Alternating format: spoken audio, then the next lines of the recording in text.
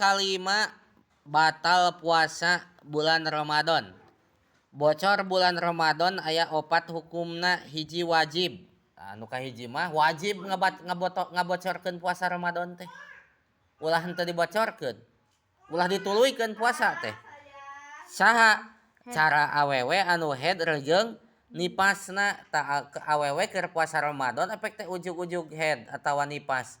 Wayahna bocorkeun puasa na batalkeun wajib hukumna teh. Dua aya anu wenang ngabatalkeun puasa Ramadan teh. Wenang teh boleh. Henteu wajib, henteu haram. Boleh. Pikeun saha? Pikeun anu lumaku jeung pikeun anu gering. Gering kumaha? Nah, jalma anu lumaku anu entos dicontohkeun basa eta geuningan. Jalma anu indit-inditanana memeh pajar sidik, memeh subuh jam 3 inditna teh. Bari tujuanana jarakna bisa kosor salat jarak jauh 83 km lebih misalna teh ka Jakarta ini jam 3. Tah eta teh jalma nu kitu bisa ngabocorkeun puasa, ngabatalkeun puasa. Boleh. Boleh saja. Engke we kodoan wayahna mohon. Jeung anu gering nya kitu deui jalma anu gering teu damang bisa ngabatalkeun naon?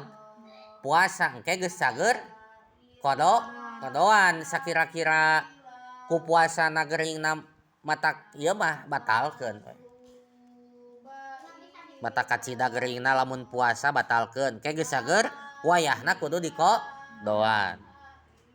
Nu katilu hukumna ngabatalkeun puasa Ramadan teh bebas hukum. Bebas hukum teh teu wajib, teu haram.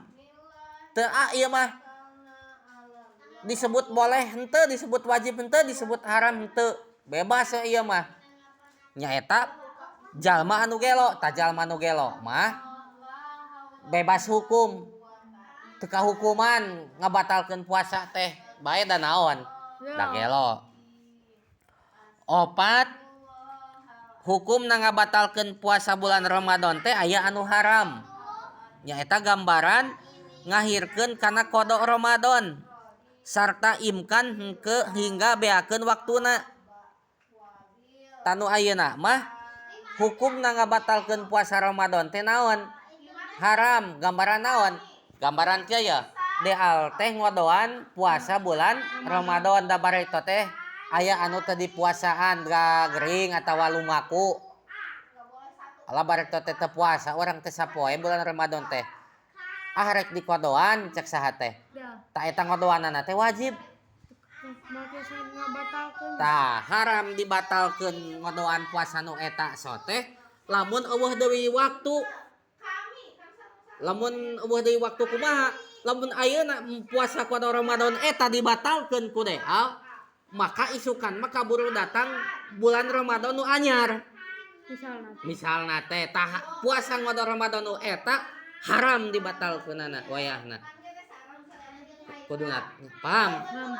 Kuduna teh segera ari alusna mah ngodoan naon teh? Ngodoan puasa Ramadan teh. Entong di engke.